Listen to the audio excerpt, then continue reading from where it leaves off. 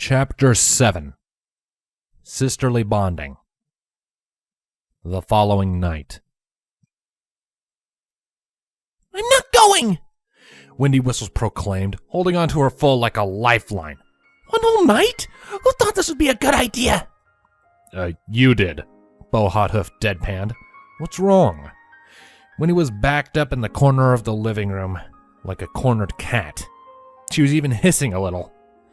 Little Wing, for her part, was trying to wiggle out from under her overprotective mother with an extremely deadpan expression on her face.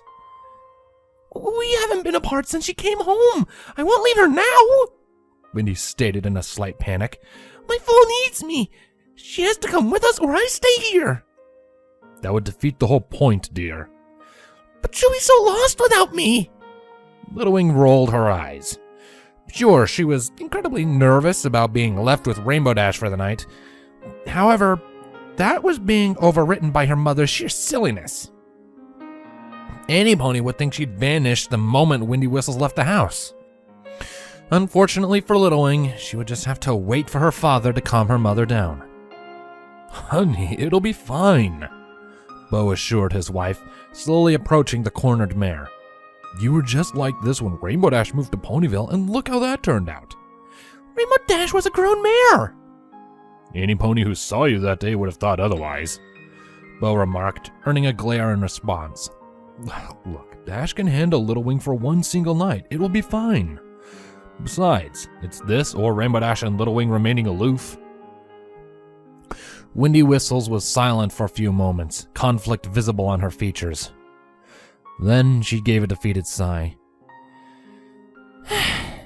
Yeah, you're right. I just don't want to miss her foalhood. It's a few hours, honey. I know, but still. Windy released her daughter, and Little Wing stretched out her wings to enjoy her newfound freedom. She saw her father sigh before returning to his previous task of readying himself for their night out. Her mother, meanwhile, continued to sit in the corner with her ears drooping, an expression mixed between sadness and concern. Little Wing's ears also drooped at seeing her mother like that, and so she gingerly approached her mother and gently nosed her foreleg. What?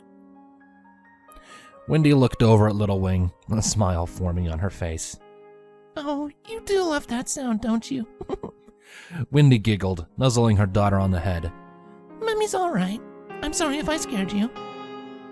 Little Wing nuzzled her mother back before hopping back and bouncing about playfully. Windy's mood soared at the sight of her daughter's cheerfulness, but sadly, she had no time to play. Sorry, Little Wing, but I have to get ready. But before that... Windy picked her daughter up and brought her into the kitchen. The foal's dinner was already out on the high chair, and had been placed there just before Windy's moment. She placed Little Wing into the chair and let her dig into her meal, and she stayed with the foal as she ate, making herself a drink as she waited for Little Wing to either fully consume the meal or get to the point where she would complain that she was full. It was the former scenario that ended up occurring, and after Little Wing was done, Windy lifted her daughter from the high chair and placed the dirty plastic plate by the sink for washing up later. After that, she took the child upstairs with her and had Little Wing sit on her parents' bed with some of her toys as Windy got herself ready. During this time, Windy replaced her usual attire with a rather elegant yellow dress, which she commented to herself she hadn't worn in a while. She also made sure her mane was extra tidy and applied some blue eyeshadow that was a shade darker than her coat color. After all was said and done, she examined herself in the mirror and gave a huff of satisfaction.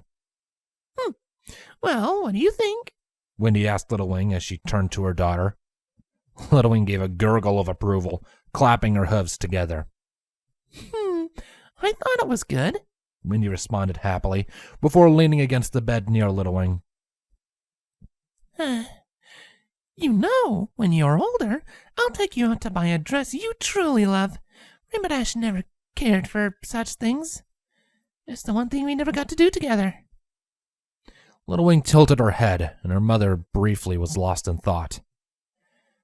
Oh, but you don't care about such silly things, Windy stated, booping Little Wing on the nose. Some pony as young as you, all you need is love and care. But when you're older... You all ready? Bo asked as he entered, having just finished ridding himself in the bathroom. Oh my, ain't that a sight? Bo himself was wearing a tuxedo, his usual rainbow-colored hairstyle having been gelled back in an attempt to look stylish. Not bad yourself, dear, Wendy responded. So, are we all set? Yep, that's everything, Bo confirmed. Now we just need Dashy to get back.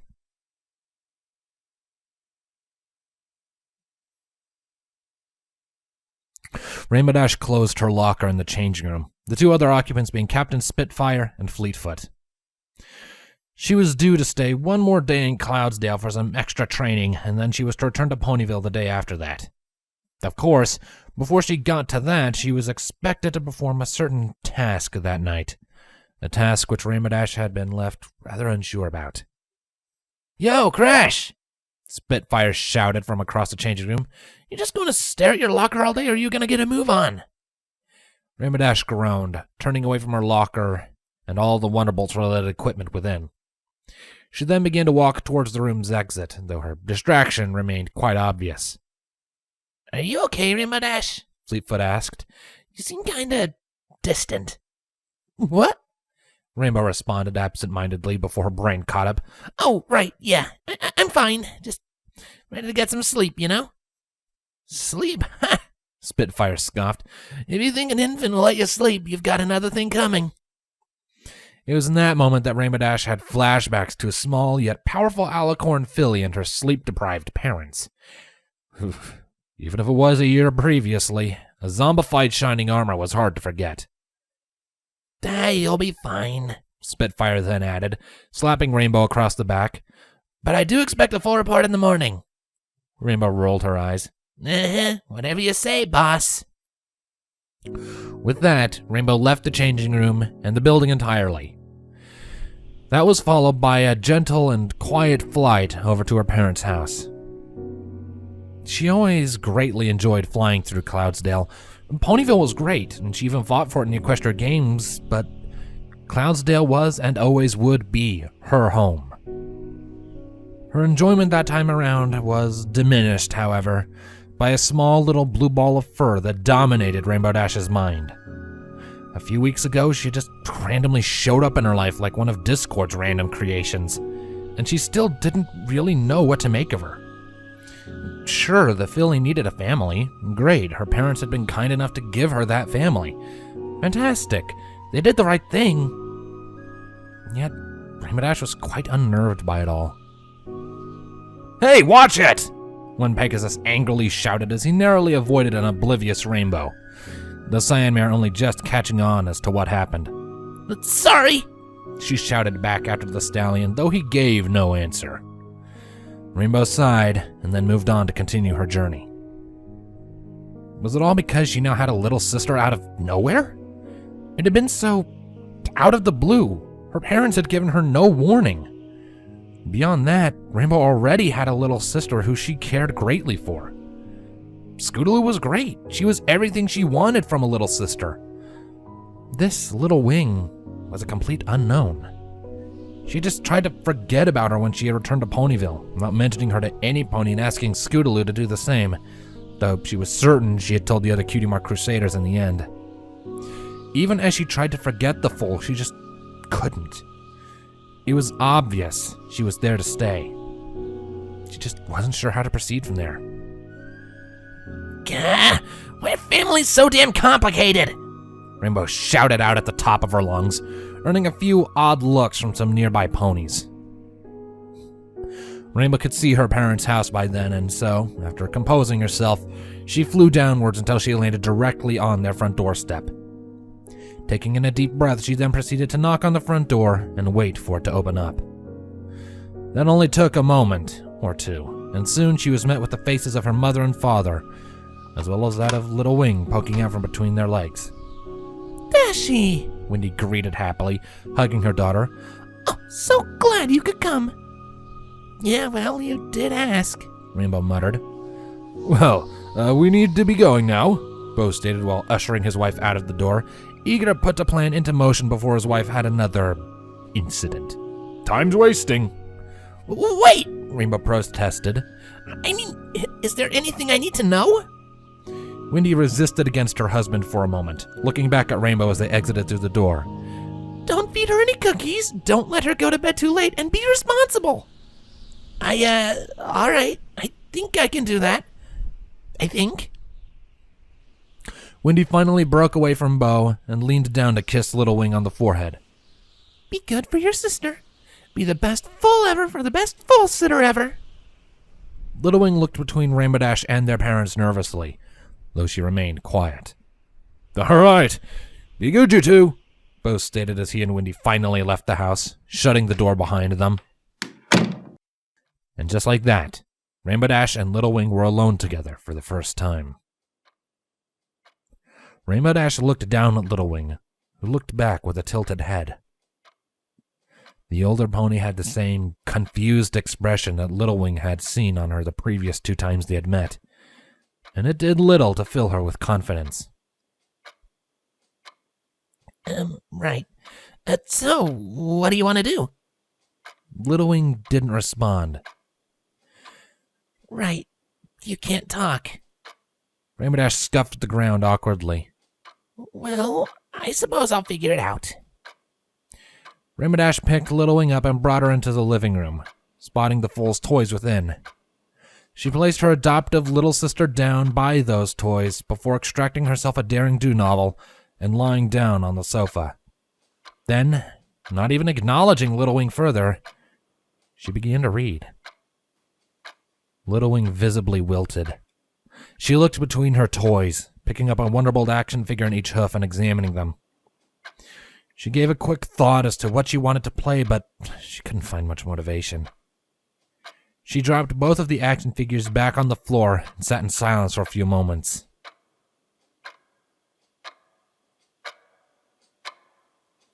Little Wing looked towards the clock, and then her gaze turned towards and lingered on Rainbow Dash for a little while. Rainbow didn't take any notice, remaining engrossed in her book. Little Wing decided that it couldn't continue like that, and so she picked up one of her Wonderbolts and walked towards the sofa. Blah! Little Wing yipped, holding the action figure to Rainbow Dash. She received no answer. Little Wing poked Rainbow Dash. Once again, there was no response. So, of course, she did it again. And again, and then again. And she'd continue to do this, Rainbow Dash's frown increasing every passing moment. Go away! Rainbow Dash finally snapped. I don't want to play with you! But I just wanted to... The young girl said to her mother, who had a cigarette in one hand and her legs crossed as she watched the television. I don't care, her mother growled back. Go entertain yourself. I don't have time for you. But you never have time for me. The girl yelped as her mother grabbed her arm forcefully, the grip leaving a noticeable mark on her skin. Her mother was glaring. Her resolve remained unrelenting even as the girl began to cry. Listen, you terrible child, I am not interested in playing with you, so don't bother me. Honestly, why did we ever even have you? Rainbow Dash's eyes widened as Little Wing fell away from her and began to cry. Her distressed wails filled the house, a mixture of sadness and terror audible amongst them. She had curled herself up into a ball, shivering as tears continued to fall. She seemed so frail, so vulnerable. And it had been all Rainbow Dash's fault. Her heart tightened with guilt. She hadn't meant to shout so loud, it had just happened so suddenly. Rainbow found herself unable to move for a moment before snapping back to her senses and climbing carefully off of the sofa with her book now long forgotten. She crouched down low, reaching a hoof out to the small filly, who flinched backwards fearfully when it got near. Rainbow retracted her hoof an inch, trying to seem as non-threatening as possible. Hey, I didn't mean it, alright? Rainbow said gently. I'm sorry I scared you. That was stupid of me. I'm sorry. It seemed to have little effect, and Little Wing remained completely terror-filled. Just what were their parents going to think when they returned? Worse still, what was Rainbow Dash meant to think about herself for what she had just done? So stupid. How completely not awesome. Rainbow muttered spitefully towards herself, sniffling as she held back her own tears. Wow, why don't you shout at the valley? What if it was Scootaloo? Some sister I am. Rainbow slumped with her back against the sofa, groaning loudly in self-contempt. That was when she felt a nuzzle against her side, and looked down. She saw a still highly nervous Little Wing looking up at her. Little Wing had heard her mutters, seen her tears, and had found some hope among them. Rainbow Dash wasn't them, after all. Blah? She called up shakily. Hey, Little Wing. Rainbow responded, picking the foal up. I'm Rainbow Dash. You're new big sister. Want to start over again? Though with a few tears still stuck to her fur, Little Wing brightened up a little. She nodded, earning a chuckle from Rainbow in response. So, you want to play for a little while? Rainbow asked, glancing towards the action figure that had been discarded to one side. Then, a sly smirk formed on her face. And I know a way to really make it up to you.